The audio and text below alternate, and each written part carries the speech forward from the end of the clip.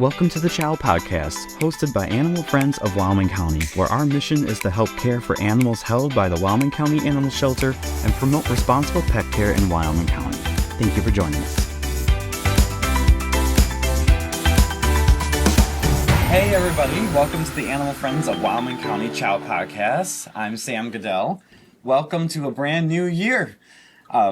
Thank goodness we got through all of 2024. We're on to a whole new year. And for our listening audience, you can tune into our YouTube and our Rumble pages to see a live version of the podcast, a video recording, I would say, actually, of the podcast. So, thank you for tuning in. If this is your first time, my name is Sam Goodell. I'm the president of Animal Friends of Wyoming County. And I am joined today by some of our Animal Friends of Wyoming County board members. And we're going to do a little bit of a celebration because in 2025, Animal Friends celebrates 10 years of being in operation in December of 2025, actually. So we have a whole fun year planned for everybody, and we're going to be celebrating. We're going to be having some community events. And today we're going to do a little bit of a self-reflection on what the group is like. But before we dive into everything today, let's introduce the co-hosts here for today. First, I'm going to start off with Miss Cassandra Redding, our treasurer. Hi, Sam. Hi, how's it going? Good, how are you? Good. And then to my left of me, we have Miss Lori Brown. She is the Animal Friends of Wyoming County Vice President. Hello, Sam. Hello, how's it going, Lori? Good. Good. She's the co-captain of this ship, and so I'm very blessed to have her here and be part of this. And this is her first time actually tuning into the podcast, which is fantastic. I'm so excited to have her here. Finally on season 3. Yeah. And then also joining us today is one of our latest board members, Miss Jessie Stock-Lombardo. She is our CHOW coordinator. Hi, Sam. Hi, everybody. Great to be here. Good to have you here. So some of the behind the scenes for the CHOW podcast is not just me putting on this whole show. It's between this amazing lady and myself that we get this stuff done. So thank you for joining and welcome aboard to the ship and to this endeavor we have here. This is how big our CHOW podcast has grown, guys. We went from audio for the first 2 seasons, and now we're going into season 3 on a video version of the podcast, and hopefully we can reach more people, get our message out there more, and yeah, this is gonna be fun. I'm excited for a new year. So let's just get to know each other a little bit, especially for our audience who has no idea who we are. Lori, tell us a little bit about yourself. What brought you to Animal Friends? And I saw it on the website and I thought, why not? I've been here with Animal Friends for 4 years. Just about 4 years, and I'm totally enjoying it. Yeah. Making new friends, love to see the dogs, working with out in the community. Yeah, it's been a very it's been a great experience having Lori here on the team and joining in, stepping in as vice president, helping me fill in when I'm not available, and I can't say enough good things. I can't think of anyone else to be the head of a group like this with Lori. Oh, so thank you. Thank you. So, any passions that you have outside of your Animal Friends role or your work, or what do you do for a living? Things like that.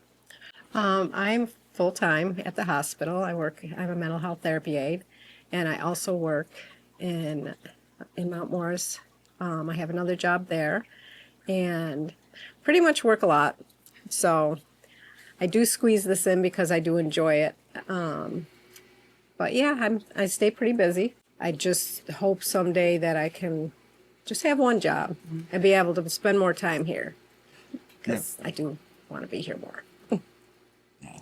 But the work that you do for the group is great. It's impeccable, and we are very blessed to have you here. And like I said before, I'm blessed to have you by my side for this. Oh, so this is we got a really good group. We have a full Animal Friends board, and each one of us does different things, and each one of us plays a bigger role and part in the overall Animal Friends of Wyoming County organization. So I'm very blessed to have the group that we have.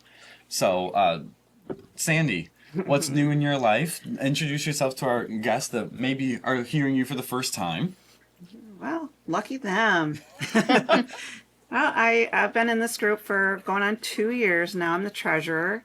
I take care of the donations and the candy bar sales and the meat stick sales, anything that we sell for our shop and support. I take care of the money part. So if you want to donate, hit me up. I adopted, how I got started here is I adopted a puppy named Riley. I named her Riley. They had 7 pretty bad puppies come in, and I just had to have one. So, and then, I don't know, a year and a half later, I adopted her mom. They've got her mom and dad surrendered here, and I took Pebbles in. So now I have 2 adopted dogs from the shelter. And what made me get started was I talked to Justa when I adopted Riley, and she's like, "Hey, you want to be on the board?" So I'm like, "Sure." So here I am. Mm-hmm. And it goes along with what I do for a living because I work at the treasurer's office for Wyoming County. So do a lot of that stuff there. Mm-hmm. So it all combines. Yep. It was just right place, right time, Yeah. right settings, and it fit in. We were needing a treasurer at the time. I usually, whenever we have some vacant spot on the board, I usually fill in all those gaps to help keep everything afloat and keep it going. And at the time, we didn't have a treasurer, so I was doing that plus my other duties. And then here comes in Sandy, and there you go. And it was perfect. It was just perfect time. So thank you for all the work that you do for the group and doing this for the past couple of years. It's fantastic. It's hard to imagine it's been 2 years. 'Cause I feel like it just happened. I know. I know. I was wondering that too. Because I got Riley in 2022, and then I think I joined like right after at the beginning of 23. So pretty sure that's when it was. Perfect. And then we have Miss Jessie. So what do you do for a living? What are your passions? What made you get involved with Animal Friends? So I actually work at SUNY Geneseo. I'm the director of career design there, and so I'm always talking to students about their career path, and we talk a lot about exploring things that bring you energy and that you enjoy. And so I moved to Wyoming County. I actually live in Wyoming, but I moved here in 2019, and so I had 2 dogs that I adopted from shelters, not here, but prior to me moving here. And last October, one of my dogs that I adopted got cancer. We had to put him down. And so it was kind of serendipitous. I was on the Animal Friends website, or actually Facebook page, and I saw a posting for the CHOW coordinator position. And I had been thinking about ways to get involved and to do things that I really enjoyed. And so I'm a believer in things happen for a reason at the right place, right time. So I reached out.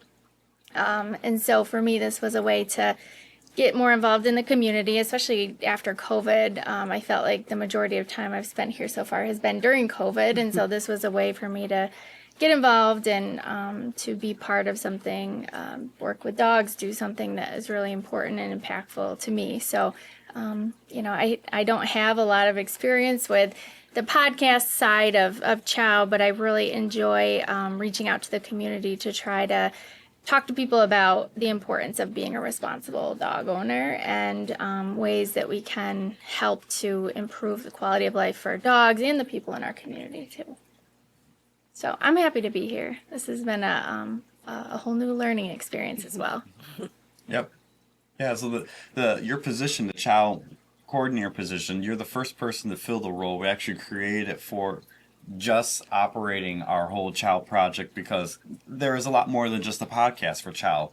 So whenever you watch this video, if you're at home watching it right now or you're listening to it right now on your devices, it's not just a podcast. The CHOW project has educational videos online on YouTube, but we also have a newsletter that's part of it.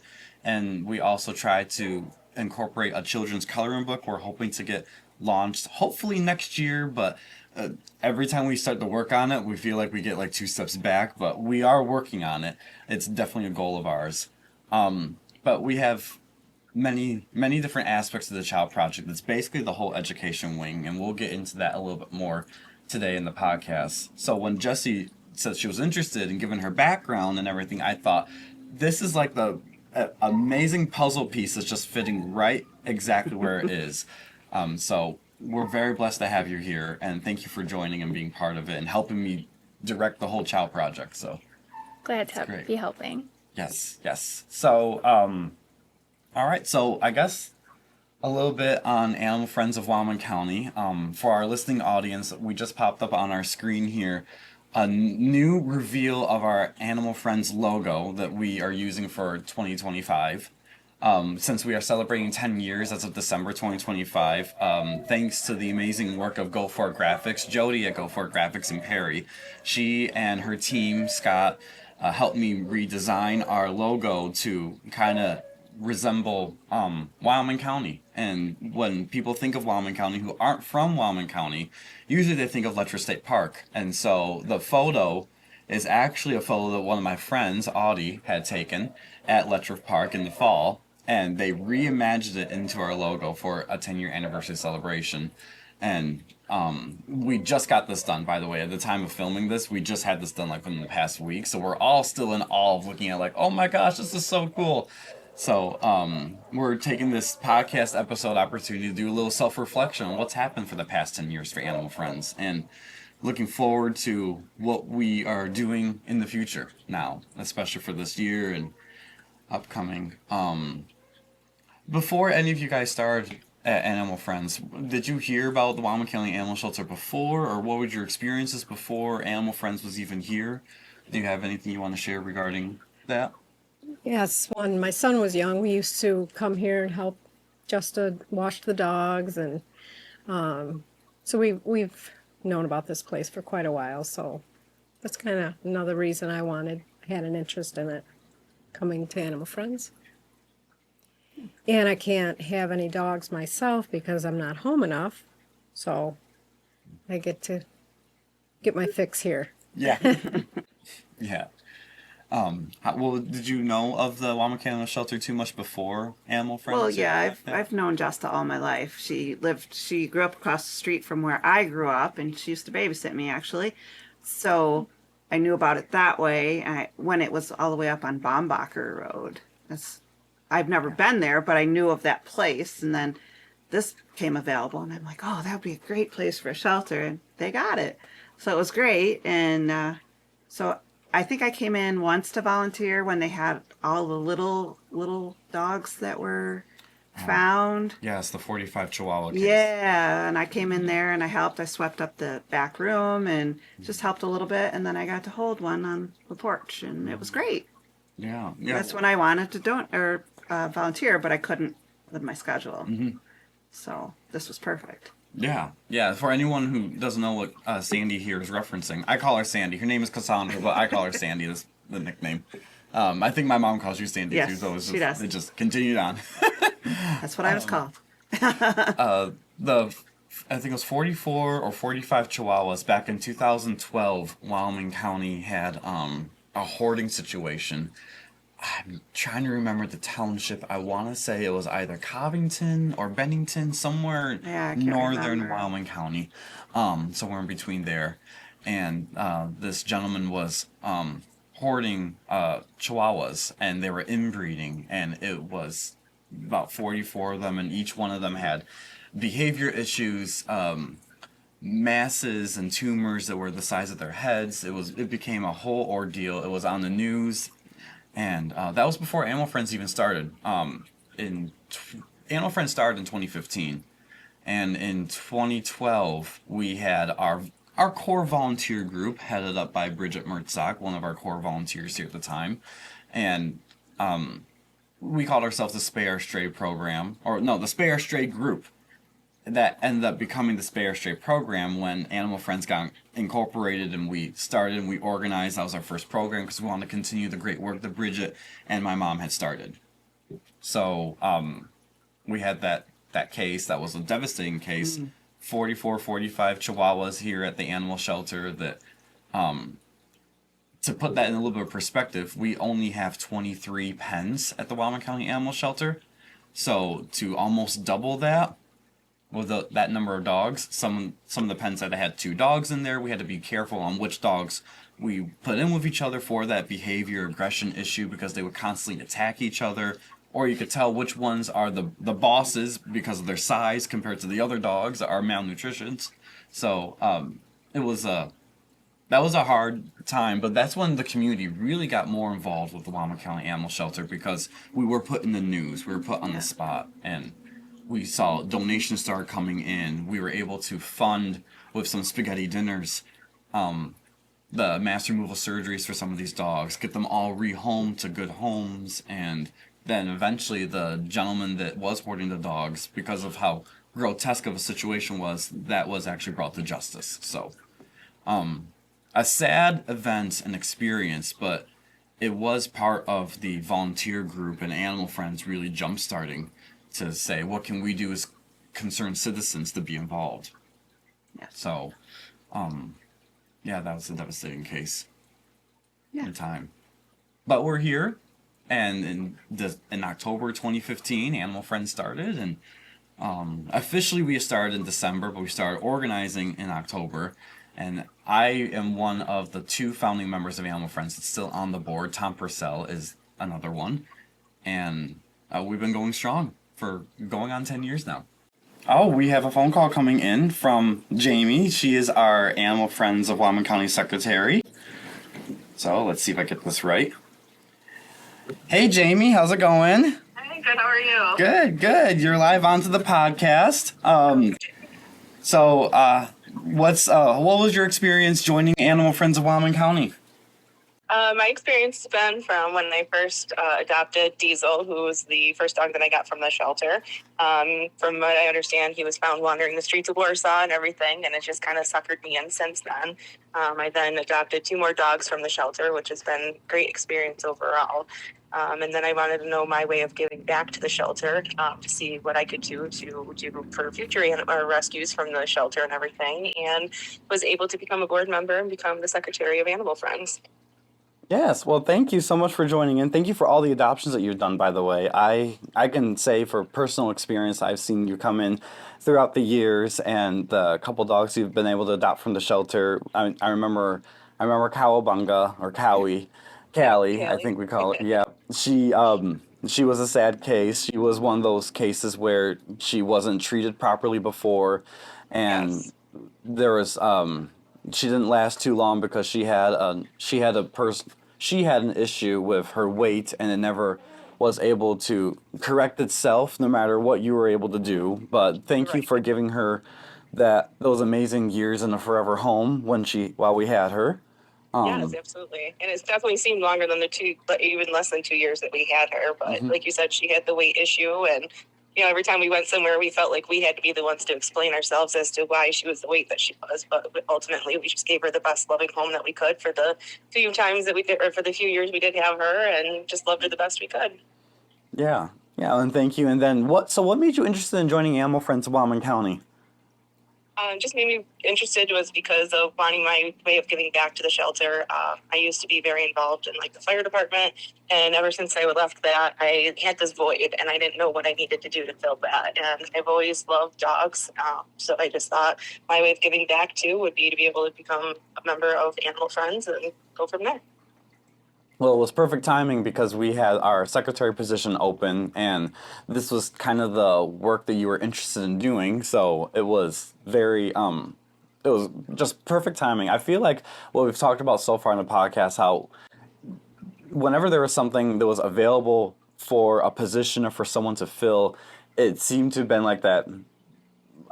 How do I describe it properly? The missing puzzle piece that fit in just right, or it was the perfect time and circumstances in everyone's lives. And Jamie, when you came on board, this was exactly the same time we were looking for a secretary.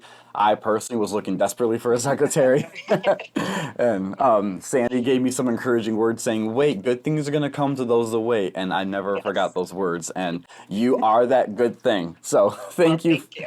Thank you for joining our group, and thank you for doing the educational video for our podcast and for everything. And I'm excited to see what the future holds for your involvement with the group. So thank you. Absolutely. Well, thank you. And thank you to everybody in the group. And I look forward to working and continue to work with everybody as well. Awesome. Well, goodbye, Jamie. Thank you so much. I hope you enjoy the rest of your day. All right. Thanks, you as well. My quick apologies. I forgot. Did anyone want to say something to Jamie or anything in regards to it? That's okay. Could you call her back? No, I'm just kidding. All right. Well, thank you so much for Jamie. That was our secretary, Jamie, who just started with Animal Friends just actually recently within the past couple months. Yeah. So we're very blessed to have her. So we were talking a little bit about what our group is. How would you describe our group, Lori? What would you say is like our mission of Animal Friends? Well, helping all the animals get everything that they need. They're spayed, neutered, microchipped, so that people can actually afford to adopt a dog. Mm-hmm. Some people just can't do that. Right. So, that's kind of what we do, is make it affordable. Yeah. Really, that is the group's main mission in a nutshell, is to help these dogs at the animal shelter. As of the time of this recording, there's not too many rules in regards to animal shelters on the care that they need to have. That is going to be changed by the end of 2025 when a new law gets into effect for rescues and shelters and organizations such as that. But Animal Friends has been doing what this new law is asking for us to do for the past 10 years now. We've been making sure these dogs get spayed and neutered before they go. We make sure they have up-to-date vaccines. We're doing microchipping. Thanks to the incredible work of Perry Vet Clinic, we're able to do laser therapy on them too. And we have a great partnership with some of our local businesses like Perry Vet and others to help sell our candy bars, our popcorn, our meat sticks, and all those go to help our Spay Our Stray program and other programs that benefit our dogs here at the shelter ultimately, and our community dogs too. Mm-hmm. So yeah, that's a big thing. We started in December of 2015. We're a 501c3 nonprofit organization, so every donation you give is tax deductible. So I do encourage everyone to donate. It does help our group out tremendously. We have several ways to donate, actually. Yeah. We have Venmo, we have PayPal, you can send a check, cash, however. Mm-hmm. Yes. Yeah, we really have opened up a lot Yeah. more with especially electronic stuff. Yep. On our water bottles, there's a scan you can actually scan. Yes. Oh, yeah, that's right. So on the back of our water bottles, if you get one of these blue ones say, "I support adoption." And on the back, there's like a QR code you can be able to scan, and you view all of our content. Yeah. So you see all the things that we do. That's a very good point, Sandy. Yeah. So are there any other ways you could think of people can donate to us if they're interested? Well, I think the shelter would take stuff like Clorox, Dawn, trying to remember everything, laundry soap and dryer sheets, stuff like that. Simple Green cleaning products. Purina. Oh, Purina, wet and dry dog food. So Paper products. yeah, you can just directly bring it right in. The shelter hours. What are the shelter hours that they can donate? Stuff like that. At the time of this recording, well, actually, you can be able to donate at any time at the animal shelter. We do have a drop-off box in the outside that's of the right. Wyoming County Animal Shelter. So if there's products that you want to donate to us or things like that, you can stop by any time and put it in the box. We accept like Clorox, bleach, Dawn dish soap, dryer sheets. We go through so many of them here at the animal shelter. What about used blankets? Would you take some of those? Yes. Always. We'll always take used blankets, things like that. If you're just cleaning out your house, or we've actually had people that were like cleaning at hotels and things like that, and they need to get rid of their old sheets or anything like that. We'll take them because our shelter dogs, they can use any sort of comfort that they can get. And so we'll never say no to donations like that. Dog food, Purina food is what we usually use here at the animal shelter. Anything Purina based. So Purina Pro Plan, Purina, I think there's CHOW, Purina, dog food. Purina 1 is a popular one that we like to use here too. So, yeah, donations of any kind for the Wyoming County Animal Shelter. And then if you donate to Animal Friends of Wyoming County, your funds and your money are going right towards these dogs at the animal shelter and our education stuff that we're doing right here in our podcast. So, you can see the fruits of its labor basically here. Yeah. So we're a community-based organization. All of us are from Wyoming County. Everyone on the board actually is from Wyoming County. Tom at the moment is not, but he started in Wyoming County, so he was grandfathered in. So we forgive you, Tom. But other than that, we have an amazing group, and we're just so blessed to have everyone here. And so let's talk a little bit about. Oh, is this working?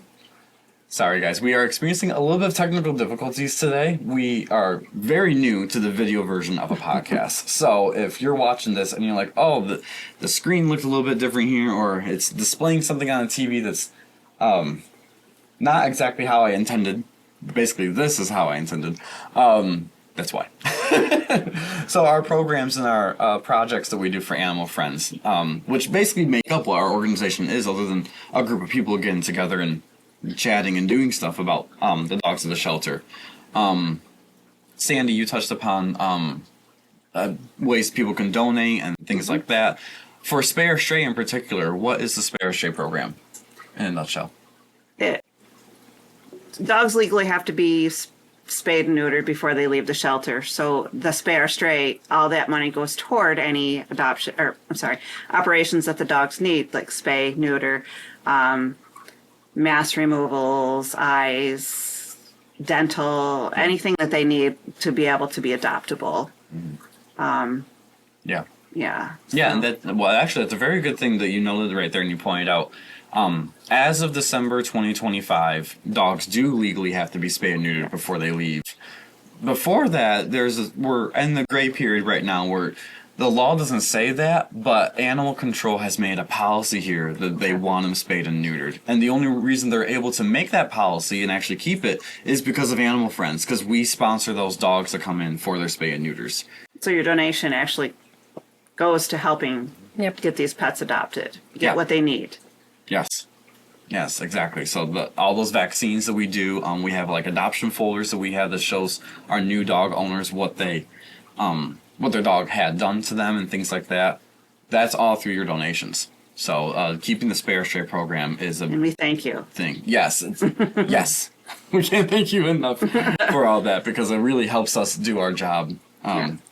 Even though our job is just a volunteer-based job, none of us on Animal Friends are getting paid to do this. We are all volunteering our time and our services and our talent to fulfill this mission.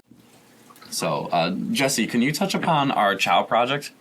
Sure. So, like I mentioned earlier, I'm newer to the being a CHOW coordinator, but one of the things that I really love about this particular program is it's educational in nature, and that could span from the podcast you're listening to, also the educational videos. So we all have different topics that we'll speak on. Sam is incredibly talented at writing us scripts that we all, now I will say, getting up in front of the camera is not my favorite thing to do, but, it's getting outside our comfort zone a little bit. So we speak on different topics related to canine ownership.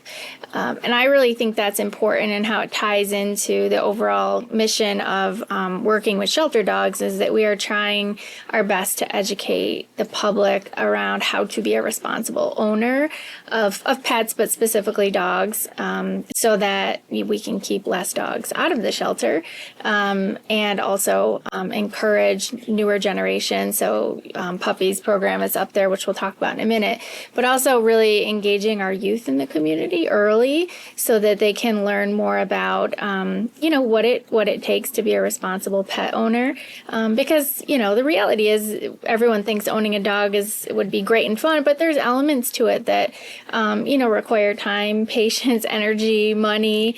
And so before you, jump in with those experiences, knowing what you're getting into, even if it's about particular dog breeds. So I really like that about the CHOW program, is it explores a lot of different topic areas and reaches out to a lot of different people who maybe otherwise wouldn't be thinking about those things before they step up and, want to get a dog. And I also think another component of that is encouraging the community to get involved with the shelter, so that they might consider adopting a shelter dog over maybe going to a breeder, or not that there's anything wrong with that, but we want to encourage people to go out and really consider shelter dogs, because they can be amazing companions. And I think some of the best companions, honestly. I'm going to put a pin on that real quick, because we have with us joining in the podcast is Miss Bridget Mertzak, actually. So, hey, Bridget, how's it going? Hi. Good. Hi, Sam. How are you doing? We're doing good. You're on the podcast on Animal Friends. You're here with Lori, Sandy, and Jesse. That's part of our board. Hi, Bridget. Hi, everyone.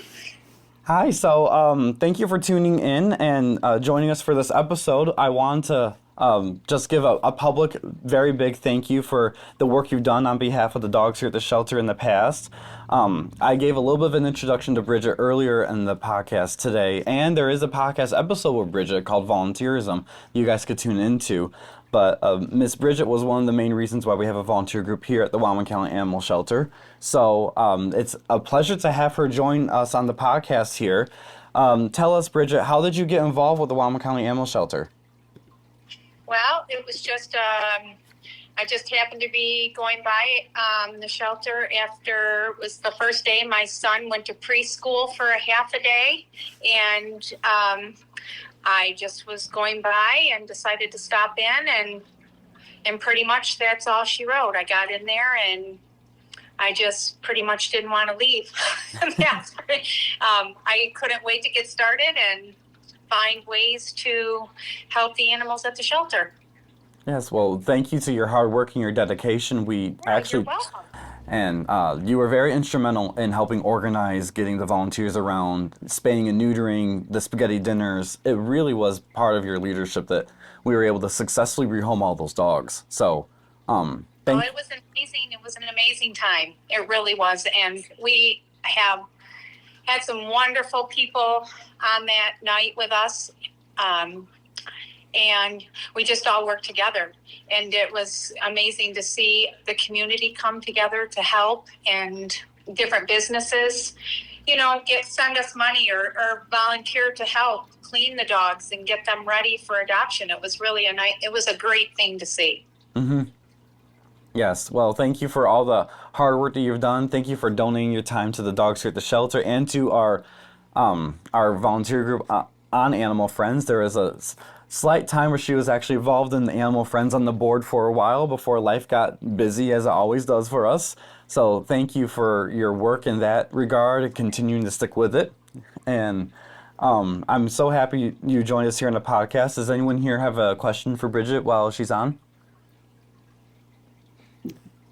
I can't think Not of to put anything. anyone on the spot. I just think it's cool that she used to be here and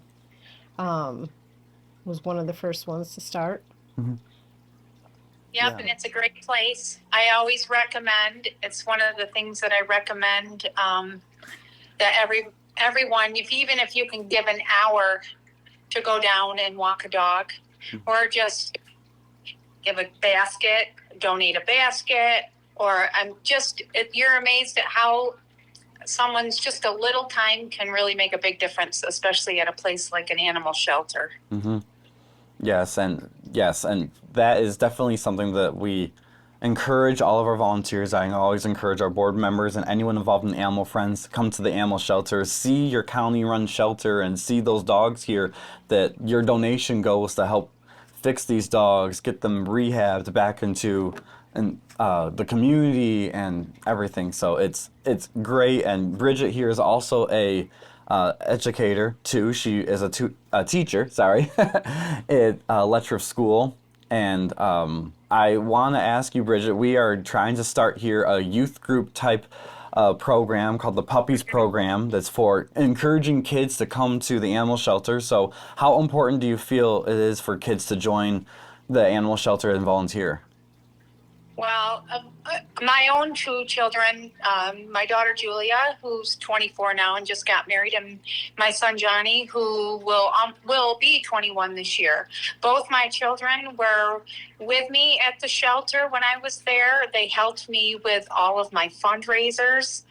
I also did try to involve, I work with children with special needs, and a lot would have them come down to the shelter.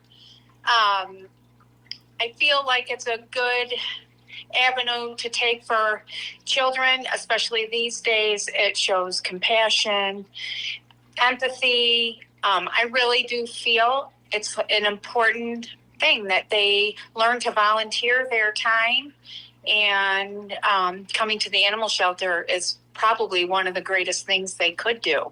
I don't think anybody I know has ever left there feeling like they didn't make a difference. Mm-hmm. So Yeah, it's I do know that I was approached by one of our therapists this week, and her daughter, Sasha, is actually starting to volunteer down there. So she wanted to let me know that was happening. So I feel that people know me well enough there that it's exciting.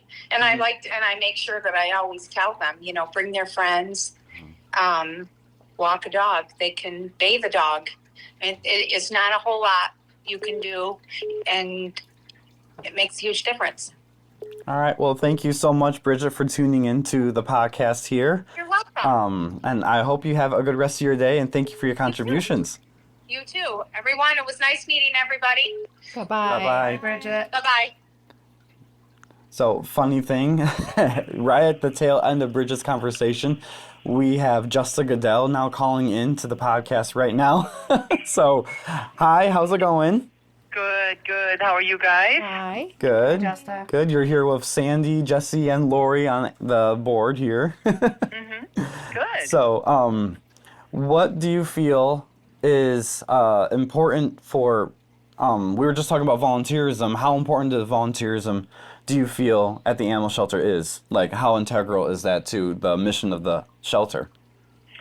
Well, when you're a small department with only a couple of staff members, you can be very limited to what can be done. And when you have to be very careful with a small budget and how much you can do. Not that the county has ever discouraged me from doing the right thing for an animal that comes in, but we have limited resources. We are a small county, relatively poor county, and people pay taxes and want to make sure they're going to the right things. And a lot of people would not say that animal shelter isn't the right thing, but there's county roads and children and adult services for elderly, and there's just a lot of programs out there that the county is taking care of. So we are just one of many. So you have to be reasonable on what you ask from the county. So volunteerism fills that gap in where staff, you only have two hands, one head, 2 feet. And if you only have 2 of them or 3 of them, you're multiplying that by 3. It still is not enough time to give every animal that needs some extra TLC or more time with people to get a little bit better grip of being more social. You need more people doing it. So volunteerism, to me, is probably one of the best parts of our program. It is the most reaching into the life of the dog. Plus, them sharing what they do at the shelter to other people encourages volunteerism beyond them. It also encourages adoption, also shows other people in their lives and the people they touch what the shelter's all about. And there's no better way of announcing what's happening in your organization than by word of mouth. So it all kind of hooks together. Helen Keller had a saying that said, "Alone we can do so little, together we can do so much." And that was one of her quotes. And I've always remembered that when I'm working with people. If there's a whole bunch of us doing something, it always goes quicker. But alone, very little can be done because it's impossible to do as much as 4 people or 10 people, or as your board and all the people that have volunteered there. So that's, to me, that's the groundwork to why we become what we've become is because of the involvement beyond staff, paid staff. Yeah. So, yeah. So in that regard, we're doing on our podcast episode today kind of a self-reflection of Animal Friends, kind of like a reintroduction for especially our new audience now that we have a video version of the podcast, and we're going on to 10 years now for Animal Friends. So it's quite a remarkable thing, and you've been there since the very beginning when we formed and before we even formed. So what's your perspective on Animal Friends in a nutshell for the past 10 years? Well, we've gone from maybe having a few people come and walk dogs. That's the first few years. Not saying anything about spaying and neutering, any of the extra medical. I would just kind of try to target 5 or 6 dogs every year to spend some of my budget on if they came in with some terrible things. We've gone from terrible health situations. We've gone from that to having a very small group raising enough money to maybe spay 2 dogs a month, to going to a larger group. Now, you guys being a 501c3, you're filling in all the gap that is lacking that the county can only do so much of. You complete that. So it has gone from, at one point, a minus situation for me, because I was one person and a part-timer. Then I went to, for years, was one person with a part-timer. Then I went to 2 people full-time, to now 3 people full-time, and a board like you have. So it is like ground zero to me to the highest peak. Now we're fulfilling all the needs of the dogs' medical needs and being able to socially get them out. Of course, we're talking back when Facebook wasn't important, or I don't even know if it was a concept back when I first started. I know I'm a little slow on the getting of that because I just don't like to spend much time on my phone. I'm from that generation that's a little disconnected. But you guys, your younger generation, that is a very big means of communication. So we've gone from having nothing out there. I used to put things on WCJW. They would run we have a small dog up for adoption when I was really trying to find somebody to adopt a dog, from having now a pile of applications that we have to screen people with, and your media, which is, imperative to helping rehome dogs, and if dogs are lost, to help them get their owners, connect their owners to any needs that are out there. If we have a medical need come in that's really huge, I've seen you guys be able to raise money to take care of that. So that's where you think about the new law that's going to be in effect in December. We're already doing it. So the big change that some shelters are going to be having to deal with, we won't even have to deal with that because we've already established how we are taking care of these dogs. So it's like black and white to me that we've completely lost that area where I had to try to figure things out. So that's what 10 years has done. It's just been a complete turnaround on what the animal friends are able to do. And I've watched you guys from having a board that comes in and figures things out, to planning, to getting the program on underway, and then to seeing it run.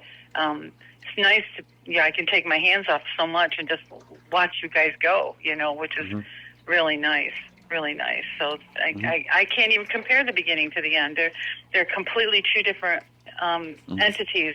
That's how I see it anyways. Yeah. So. Yeah, well, we were doing some self-reflection a little bit earlier on the where the animal shelter was and what the care of the dogs were at back in 2015 and before that, with like spaying and neutering. It was hard to fundraise as a small little group we weren't a nonprofit. We didn't have the means to be able to advertise for these dogs like we did after Animal Friends. And now every dog that leaves the animal shelter is getting spayed, is getting neutered, is getting extra vet care. The county covers only so much and only the necessities. Animal Friends sponsors them and takes them on to do the microchipping, to go the extra 10 miles to get them all ready for a home. And so that was before this new law was even thought of. And now it's becoming law, as you've said. And now all shelters have to do what we've already been doing. Yeah. So it's, the change that even we're going to face as a shelter as we walk through this new law and start implementing things. Part of this, I don't even have to worry about. It's already being done, which is a big load, off my back on trying to figure things out. So it just shows you what volunteerism is all about, truly. And I try to tell people in other counties when they say, how does this program, how did it get underway? You just have to start with, and there's somebody in every community that has a heart for an animal. You just have to get them on board and start slow. And people come forward who've been able to do the paperwork on 501c3s, who know what that's like. There are people out there in every county that has dealt with it and knows it and will volunteer to help out. You just have to connect the dots with the right people, and you can get all the help you need. So yeah. Look how much Animal Friends has grown in the past 10 years. When we started in 2015, we had the Spay Our Stray Program, and then we had another program that Tom started. We're going to talk about that soon, the Pets for Vets program. But now, in the past 2 or 3 years, we've been able to fundraise and make so much of an awareness that we have an educational podcast that we're doing right here, and educational videos that even if they change one heart or one mind out there, or someone learns just one new thing from all these videos that we do, that's one more dog or cat that's going to be saved. That's one more dog or cat that's going to be treated properly. And so that's a big part of what Animal Friends is for the dogs here at the shelter, and making our community as healthy as we can. So Sure. And we've all learned what education can do, whether it's mental health. We are learning more and more about mental health. The more we learn and we share and we educate ourselves, we understand more. The more we learn about economics, the better we are with our own economics in our own home. The more you educate people, the more resourceful they are and the better choices they make. So even if people think, well, you're never going to change the minds of some of the people that's hearing this, it doesn't matter if you change some of it, but if you change a small portion of it, or a child that's listening, or somebody who's been doing something for years and just didn't know that was inappropriate. Now they change their mind and someone else watches them.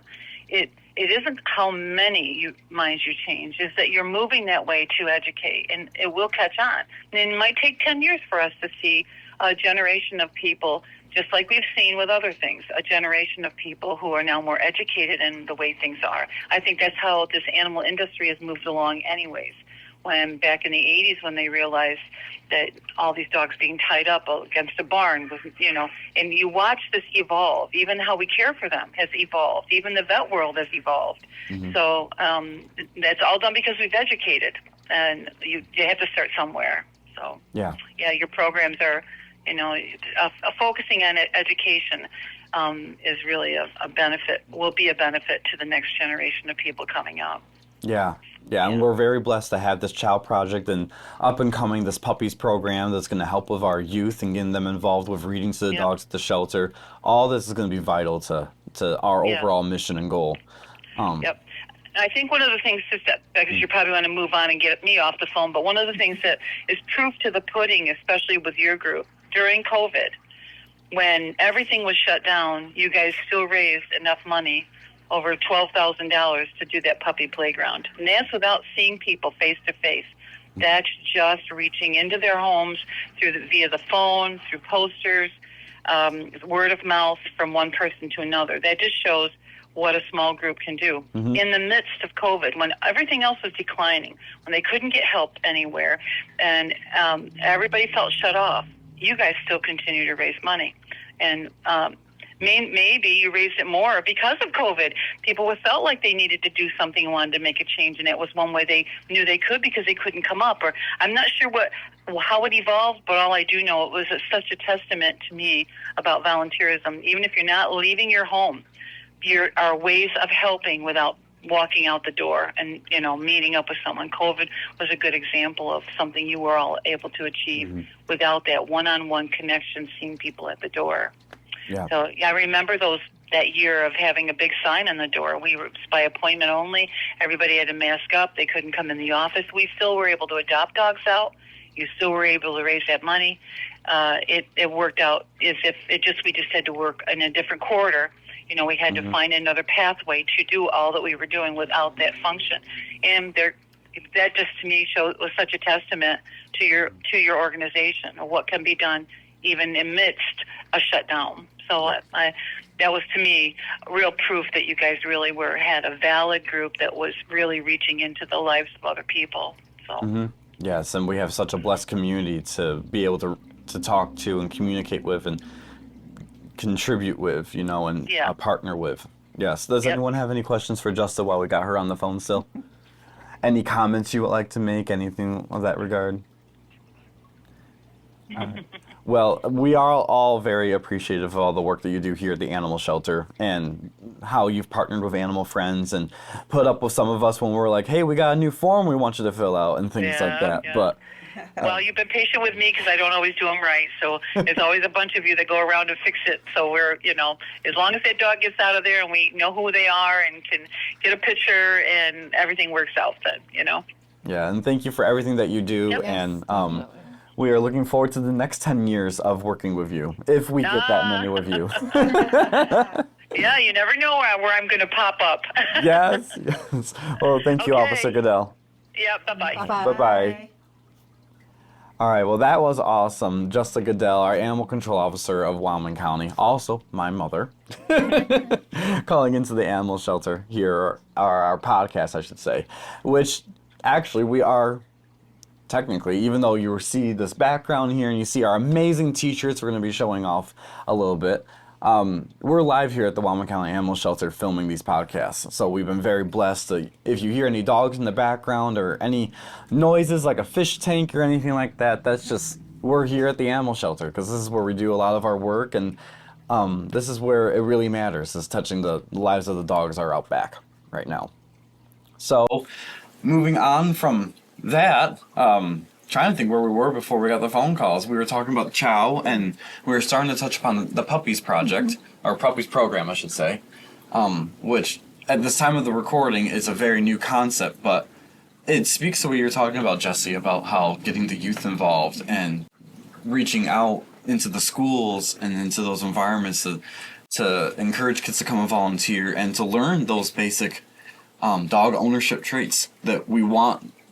You know, it's, how do I explain this? It's, and I'm sure you guys have probably thought about it too, because we all are responsible pet owners, responsible individuals, things like that. But when you think of a dog that's been abused or a cat that's been abandoned or anything like that, and it makes you wonder, how did it get to that situation? What was going through someone's mind that they had to hurt or torture an animal in some kind of way? And we've seen here at the animal shelter some horrific things. If you get our 2025 calendar, one of the dogs that's in it, his name is Ziggy, and there is, I'm gonna say the timing wrong, but it's over 10 minutes of video footage of his previous owner beating him, and it's one of the most gruesome things you'll ever.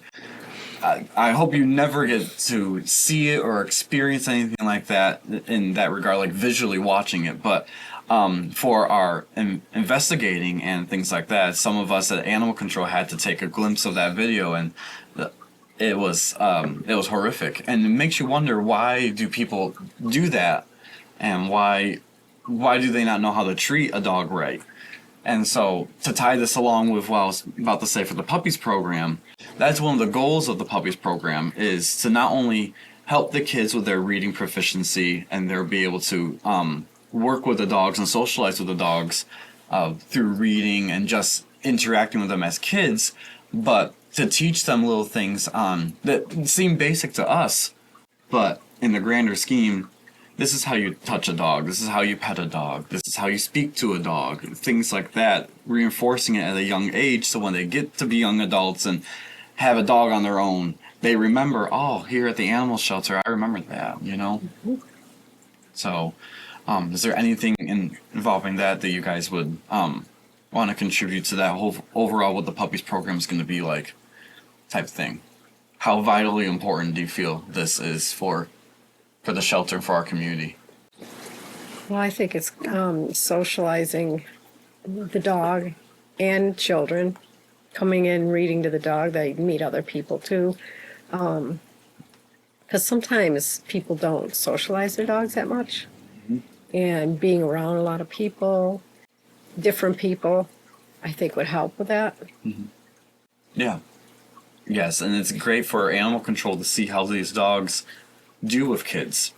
You know, so we know, all right, this dog is good in a family environment, or maybe there's a dog that we don't know is not good with little boys or little girls, and be like, if your child's under the age of 5, we found here just for their interaction that we don't recommend a family setting for this dog, because each dog is different, each case is different, and especially for kids that are fearful of dogs, I think this would be a very good program for them to just, they don't even have to look at the dog, they just look at their book, read out loud, and then they start feeling that human-animal bond that we all have grown up with and we all are familiar with, and they learn that empathy at such a young age.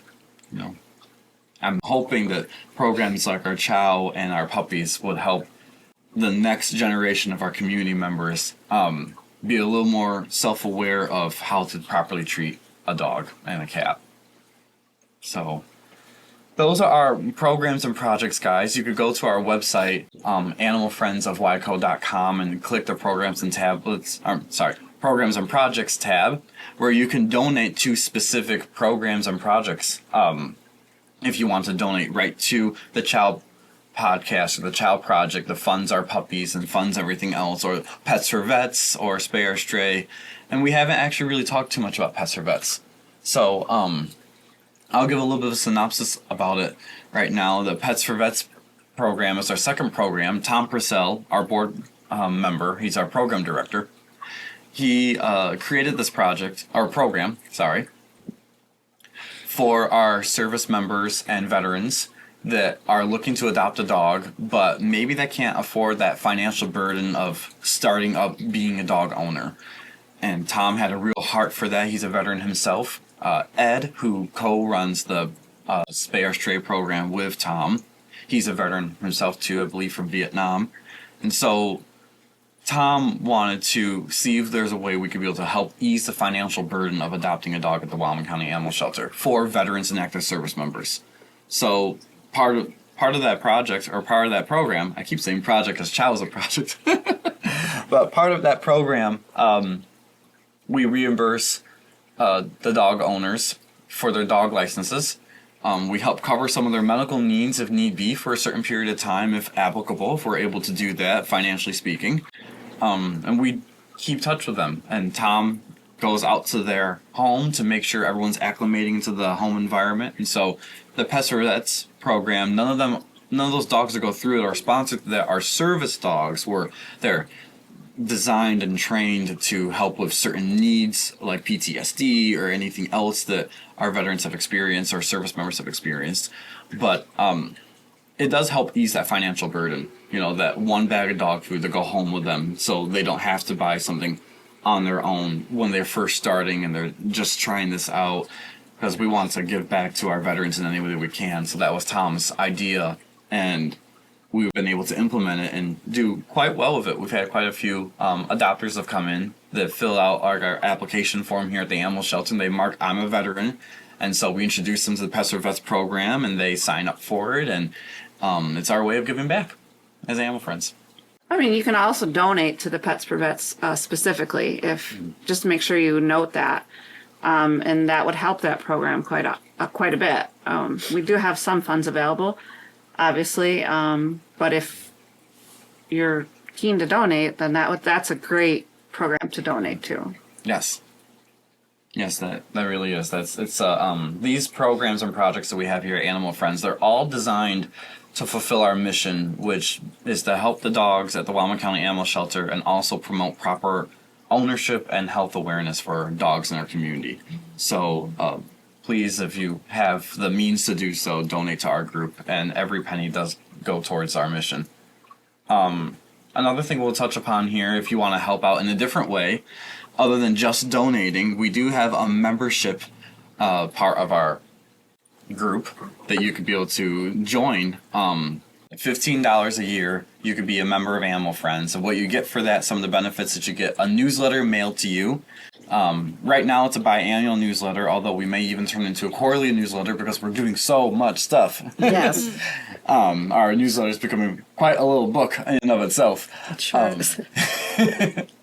So you get that mailed to you, and you get an opportunity to ask questions on this podcast. So as a member, that's a member exclusive thing. So we'll send you like an email about a week or two prior to the episode to say, hey, we're doing an episode on this with this guest. Do you have any questions you want us to ask? We do keep them somewhat anonymous, so you don't have to worry about your name being out there and everything like that. But you get the chance to have your voice be heard on the podcast.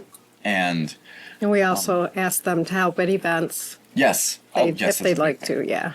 Yes, because we have an amazing event team. Mm-hmm. Rochelle, our event director, and then Trisha, our event coordinator. Mm-hmm. Amazing group right there, those two. And they have quite an array of events lined up for 2025. Mm-hmm. And we definitely would need your help in organizing them, flyers, getting baskets, things like that. Well, all of that goes a long way.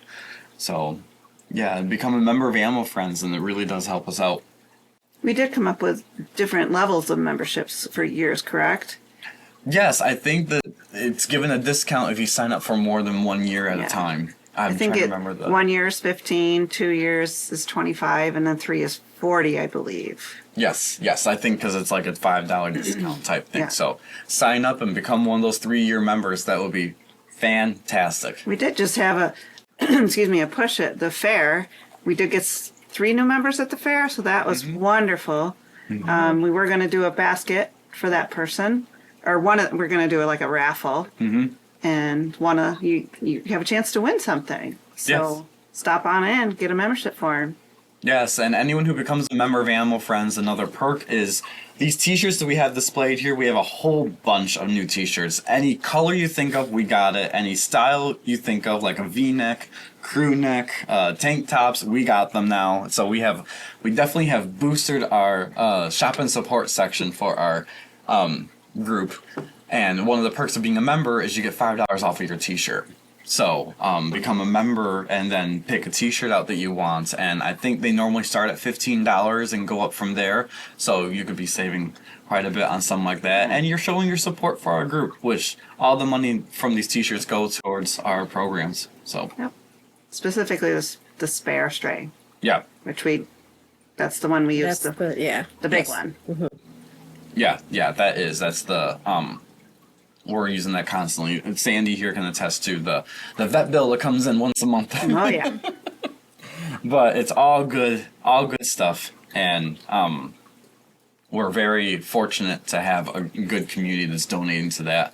So please become a member of Animal Friends, be part of that community, and be an Animal Friend member. And you'll get monthly emails, by the way, too. I forgot to mention. Lisa does a lot of work, our members director, on sending a monthly email out to our members so they get inside look and exclusive on what Animal Friends operations are, what we got on the plate, what we're doing, and you get to see, most importantly, what the dogs that you are helping save with that membership fee. So please become a member today, and that really would help us out in that regard.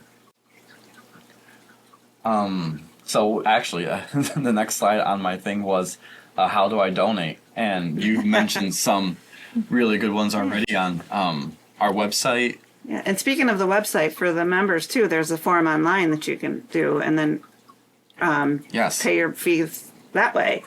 There's PayPal that we do. We do ask for a little bit more because they do charge us a fee for the membership. So if you could just give us a little bit more than the fee, that would be great to cover those fees.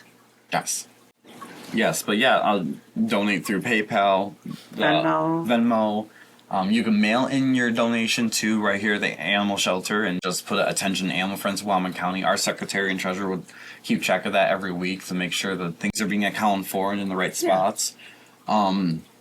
Or you can stop in here at the Animal Shelter and donate in person too. That's completely fine. Take a look at the Animal Shelter, what we have for our shop and support section, and purchase some popcorn, purchase a necklace, purchase something that's going to help us out. So we're trying to create quite a bit of a storefront, so you actually get something for it, but you're also knowing that you're contributing to our mission. So one thing that I did mention, or I haven't mentioned it yet, but I did put on here on my slide for this section, is our Canine Recycle Project. That kind of gets overlooked sometimes, but one of the ways we started fundraising for Spay Our Stray is we asked people to donate your cans, your pop bottles, and your water bottles, things like that we could be able to go to our local can redemption centers and turn them in. And even though it's just 5 cents per bottle and per can, it adds up. And we have a drop-off bin here at the shelter where people could donate. And multiple times we come to the animal shelter and be like, oh, we have 3 or 4 bags of cans. Perry Vet Clinic, they donate internally all their pop bottles and cans to the Spay Our Stray program through that. So if you have pop bottles and you want to get rid of them and you don't really care about getting the money back yourself, but you want to donate them, just donate your pop bottles to Animal Friends. We take them to a can redemption center. They also have at the Can Redemption Center a place where you can donate to us directly. Just leave your cans in the bin labeled Animal Friends. Yes, that's true. It's Warsaw. They have 2 redemption centers, I believe. I'm not sure if there's any other ones. 2 in Warsaw. There was one in Perry for a while. I think that's still active. Is it? I'm not sure. Or maybe I'm wrong. I'm not sure. It's been a while for that. I know there's one in Arcade, and there is one in Attica. But in Attica, it's we don't really see too much from there because usually the donations they get there go to the Wyoming County SPCA, which is great. You're donating to an local organization anyways. But yeah, but if you want them to come to the dogs here at the animal shelter, donate them to Animal Friends Wyoming County, and we'll it helps funds our programs. It funds our Spay Our Stray Program in particular. So there's that. So usually during this time of the podcast, we ask if there's any questions from our members.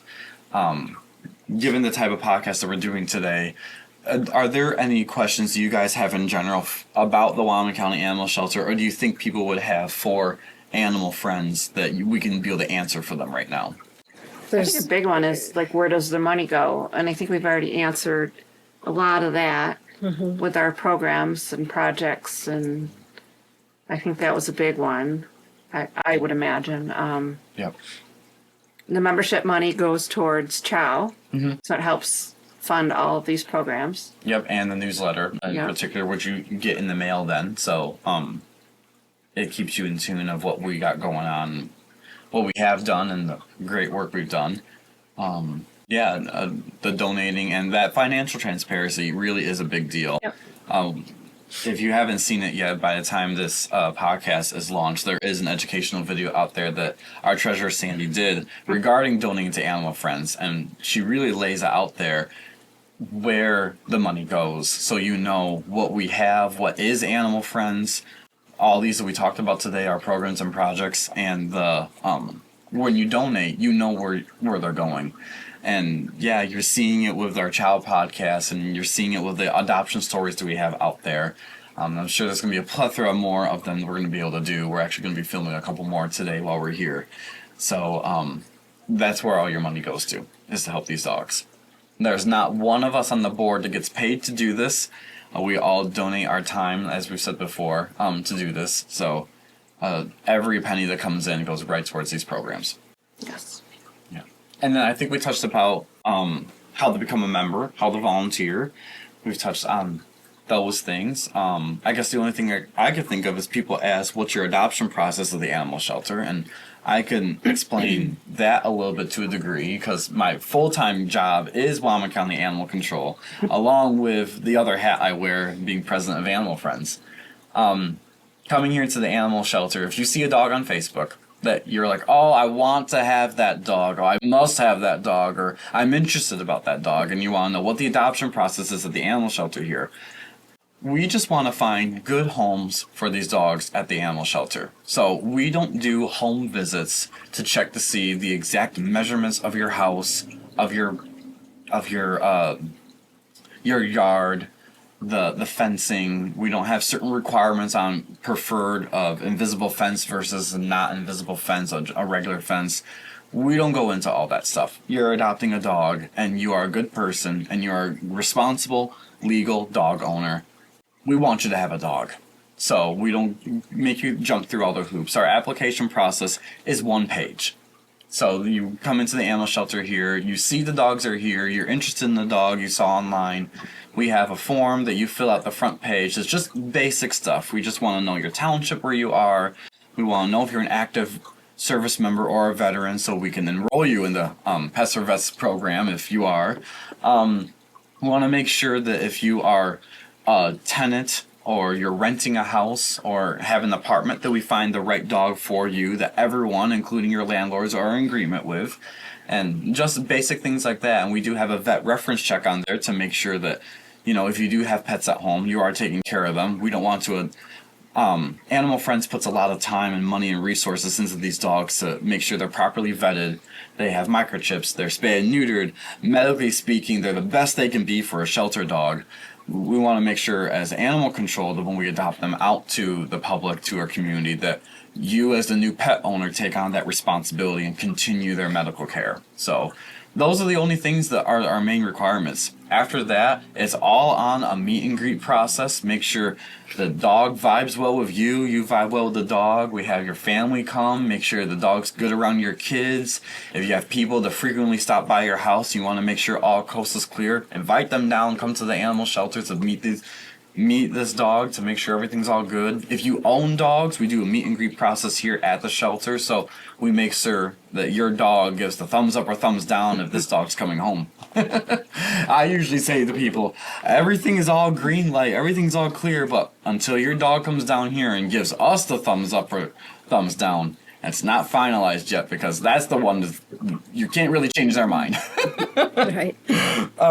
So that's basically all our adoption processes here at the shelter. And then the legal thing, you have to get their dog license done before they leave the animal shelter. So everyone is legally abiding by the law, because that's the law in New York State.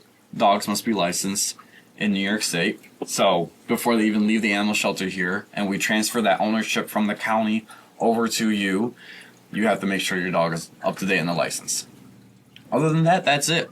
And we've had great success stories, and very rarely do we see a dog have to come back to the animal shelter because it didn't work out, because we've done the best we can here that's non-invasive to vet each candidate, each applicant, and make sure that everyone's good. So we've... How about an adoption fee, Sam? Adoption fee. All right, so the animal shelter has always prided itself on no official adoption fee. It's just reimbursement of services that the county had to put in.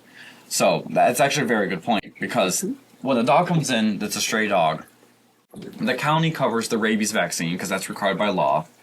And for preventative disease control measures, especially with the new law that's going to be passed at the end, or that's going to be implemented at the end of 2025, the dogs have to have some sort of zoonotic disease prevention, disease control at the shelter. So we're not bringing in a dog that has parvovirus and contaminating any other dogs here, and the dogs are unprotected against that, because that's a deadly disease when they get it. It can be very fatal, I should say. So the county covers the rabies vaccine, the first parvo distemper vaccine, and they do a dewormer to make sure there's no internal parasites, nothing else going on that's harming your dog. And all of which are done by a veterinarian. We partner at Animal Control. We partner with PeriVet, just like Animal Friends partners with PeriVet. So we know we're getting the right stuff for the right pet. We don't go to Tractor Supply, which I never recommend anyone doing this. If you want to deworm your pet, get it from your veterinarian. Even if it's not a quote-unquote prescription dewormer, it's something that your veterinarian has said is good and suitable for your pet. So we always do everything by the book here. We get all of our services done from PeriVet. So roughly, when you adopt a dog here and you have to pay back those services, it's about $100. It could be a little bit higher than that, but it starts off at $100 That's what for Pebbles reimbursement. was, so Yeah. when I adopted her. Yeah, so it starts out $100. If you have... It's very reasonable. Oh, yes. Oh, my gosh. Compared to if you're going to buy a dog, or even some other rescue organizations that charge like $1,000 for a dog. Right. And it's a rescue. It's like, we're trying to find these guys home. We're not trying to just make a profit or anything like that. That's not the goal. The dog is the most important. Yeah, exactly. So, $100 is very reasonable, especially given the long-term vet care you're going to have to do. And it also is kind of a way to be like, hey, if you can't afford $100 to adopt a dog, can you afford That's taking care of the dog Absolutely. afterwards? You know, unforeseen situations happen where a medical emergency happens, and they don't have insurance like what we have. So we got to, as pet owners, be responsible enough to take them to the vet when we need to get them the right food that's best for them and for their diet and things like that. That's the animal control part. How about the animal friends part? Is there an adoption fee there? No, so there is no adoption fee through Animal Friends. Once the dog is then, after the dog comes in and it gets its services done through dog control, which is the rabies, parvo distemper, and dewormer, everything from that point onward is turned over to Animal Friends for sponsorship. So Animal Friends covers the microchip. We cover the second distemper parvo vaccine if need be. Any other vaccines that are needed, like the Bordetella vaccine, is something that we probably do. Sometimes, actually, I'm going to put a little pause on that. We have someone calling in right now. All right. Hello, Dr. Liz Wolf. How's it going today? Hello. Good. How are you, Sam? Good. You're live now on the Animal Friends CHOW podcast. How's it going? Well, I'm happy to be here. I'm good. How are you? Good. So we have Lori, Jesse, and Sandy here. Hello. And Hello. this episode that we're doing is kind of a self-reflection on Animal Friends and what we've done for the past 10 years now where we've been in operation. So do you have any advice or anything you want to share with us regarding our work? Oh, I guess, I have been around that long too, and I just see Animal Friends as such a great advantage to Wyoming County, and just all of the work that you guys do, and taking in not just young, healthy animals, but you guys have done a lot to place the older animals that may need something more than just a home. They might need a little bit of extra TLC, and I have seen those go to homes where they make the new owners really happy, and gives the elderly pets a great home to live out their final days, which I think is really important. Mm-hmm. Yes. Yeah. Well, we've been talking a little bit about our Spay Our Stray program and some of the things we do at the animal shelter, and we are very blessed as an organization to work with the Perry Veterinary Clinic in getting these dogs their medical needs and the attention to detail that you and so many other of the veterinarians give to these dogs, and the care and the love. It's beyond words and beyond measure, and we appreciate it. These dogs certainly appreciate it. So yes, well, that's what we took the oath to do, and I think we all uphold that oath that we took when we went to veterinary school, and it's I think people mostly think of these younger dogs that are in homes, which are super important, but yeah, there's been a lot of great placements, and it just makes my heart happy when I see these animals go to, by and large, what seems to be their perfect home. Mm-hmm. So thank you guys for all you do, and I think you can't you do that, but also like the cool things you've done, like the little play area and all that stuff. You guys have done a lot. I know it's a lot of work. Yeah, it's hard for us to imagine, some of us, especially me, who's been here for the past 10 years. It's been 10 years. Yeah, right. Yeah, in 2025 we celebrate our 10-year anniversary, so that's pretty cool. Not many organizations can reach that milestone and continue to grow like we have. So that's right, and the vision that you have become. You should be proud. You guys should all be proud of that for sure. Awesome. Well, does anyone have any questions for Dr. Wolf while she's on the pod today? Anything related to this? Well, one thing I can say, though, to jump in, is we are all eagerly anticipating when you join us on the podcast in person for an episode. So, okay, well, good. We'll do that in November, and happy birthday. Great job, everybody. Yes, thank you. Thank you for allowing me to be a part of it. Well, thank you so much. I hope you have a good day. All right, you guys too. Thank you. Bye-bye. Bye-bye. Bye-bye. Well, that was a special treat. Dr. Liz Wolf, she signed up to be part of our podcast for that we're going to be filming in the next couple months, and she tuned in today. That's really cool. So I'm trying to remember what we were at. We were talking about when we adopt, is there any fees associated with Animal Friends? Yep, so that's all donated money. That's all donations. We do ask as animal control for people to donate back to the program if we can, because some of these dogs cost upwards to $300-$400 depending on the case. So if we could recoup some of that money to put towards the next dog, that would be fantastic. Pay it forward, absolutely. Yeah, exactly. But it's not a requirement, thankfully. So you just have to pay the county portion, and then Yes. you could donate if you're able. If not, then that's fine as well. Mm-hmm. We just want to see these dogs get homes. Yes. Yeah, we do. Yes. So if you have the financial means to reimburse us for the work that we do, because we make sure these dogs get everything that they need, then great. But if you can't, we totally understand. Or if you can't at this time, you decide to do that later. We've seen that actually recently with a case with a dog named Hazel. The owner adopted the dog, couldn't have at that time wanted to give a donation, and then before we know it, we saw a check of $50 come in. And so it's little things like that that help a long way. Yeah. So even if $5, if you can just give $5, that it goes a long way. It really does. All right, and I think we got one more phone call that's yet to come in. We've been taking phone calls all day for this special episode of our of our podcast.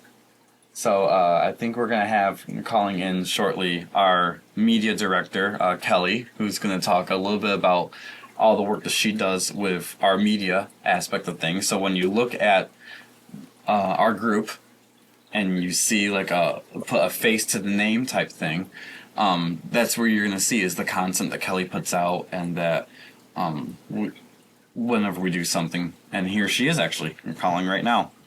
Hello, Miss Kelly. How's it going? It's going well. How are you, Sam? Good. You are live on the Animal Friends CHOW podcast right now. Kelly. Hi, Kelly. Hi, Kelly.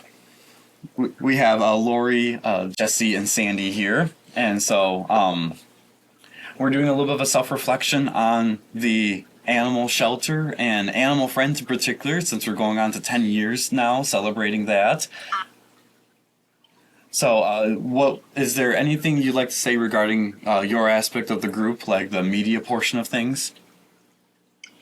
Well, I was hired in 2022 officially. I'm on the board with Animal Friends, and it's been a whirlwind and the best thing that has ever happened to me. It fulfills my retirement greatly. I enjoy coming down and working with everybody on Animal Friends, the staff at the shelter, and of course the wonderful dogs.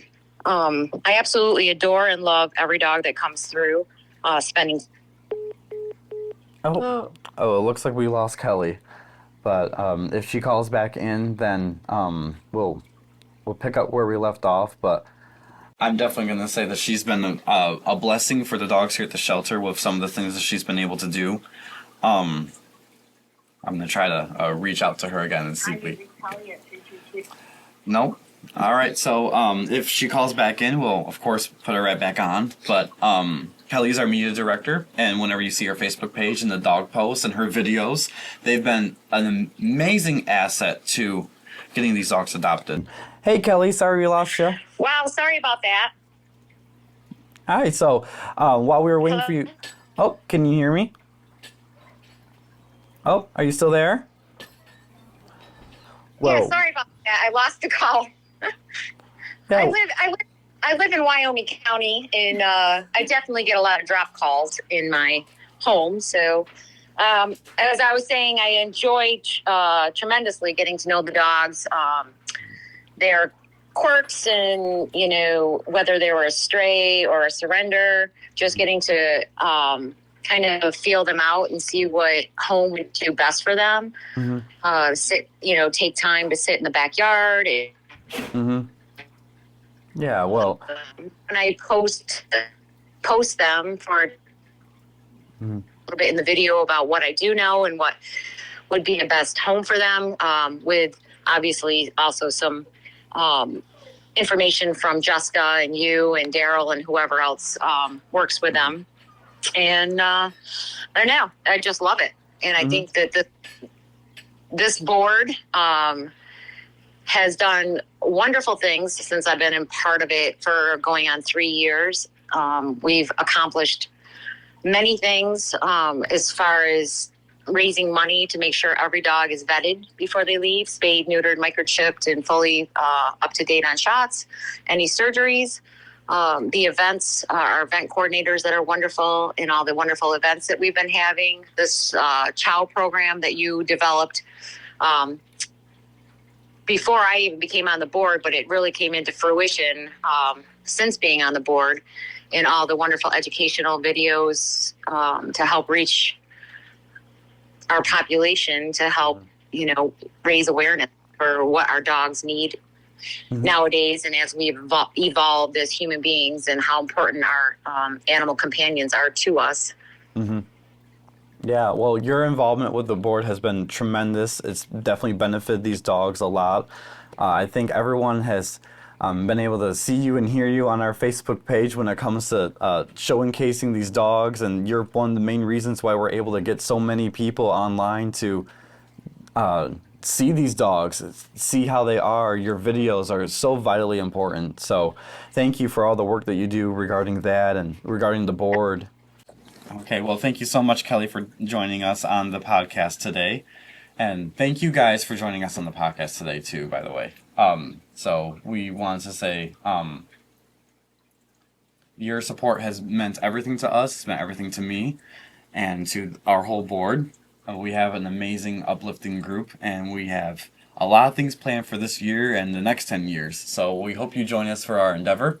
Thank you for tuning into this episode today. And please donate if you can. Stop by the animal shelter. And if you're curious to learn more about us, visit our website, www.animalfriendsofwyco.com. Thank you so much, guys. Thank you. Thank you. Bye. Thank you for joining us on this episode of the CHOW Podcast, hosted by Animal Friends of Wyoming County. To learn more about us, visit our website at www.animalfriendsofwyco.com. And if you're interested in adopting a dog, please call the Wyoming County Animal Shelter at 585-786-8938. This has been a production of Knox Luna Films, LLC.